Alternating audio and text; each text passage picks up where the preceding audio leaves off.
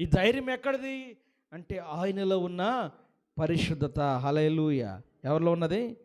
దావీదులో ఉన్న పరిశుద్ధత, దావీదులో ఉన్న యథార్థత. దావీదు దేవుడికి తగిన జీవితం జీవిస్తున్నాడు, అందుకే అంత యథార్థంగా రూఢి గడుగుతున్నాడు. నా ప్రాణము తీగోరు వారికి సిగ్గును అవమానమును కలుగునుగాక. ఎవరికంట?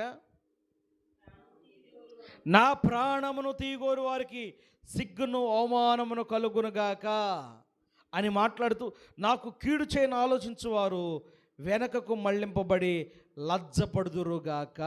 హల్లెలూయా. ఏం మాట్లాడుతున్నాడు?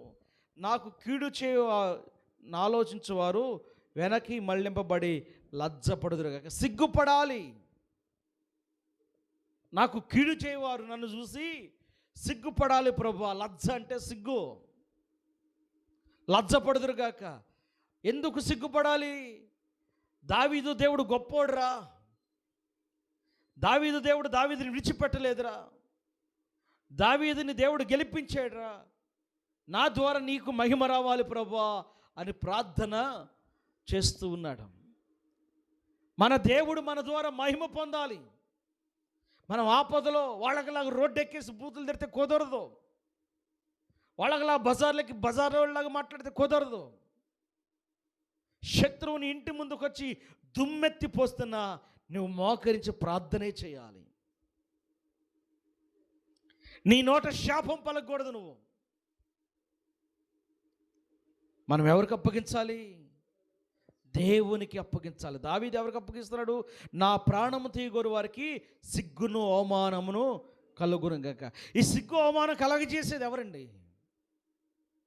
బంధువులు చాపితే సిగ్గు వస్తుంది వాళ్ళకి. దావీదు దేవుని మీద ఆధారపడి దేవునితో చెబుతున్నాడు, వాళ్ళకి ఏం కలగాలంట? సిగ్గు కలగాలి, అవమానము కలగాలి. దేవుడు కలిగించేవాడు కాదా?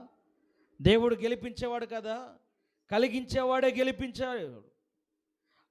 నువ్వు వాళ్ళతో పాటు కూడా ఏకీభవిస్తే నువ్వు ఓడిపోతావు. నువ్వు వారితో పాటు కూడా నడిస్తే నువ్వు పడిపోతావు. దావీదు శత్రువులతో మనసు కలపలా, మాట కలపలా. దావీదు దేవుని సన్నిధికి వచ్చి ప్రార్థన చేస్తూ ఉన్నాడు. దావీదుని ప్రార్థన గెలిపించింది. దావీదుని ప్రార్థన విజయోత్సవంలోనికి నడిపించింది. దావీదు ప్రార్థన దేవునికి ఇష్టమైంది.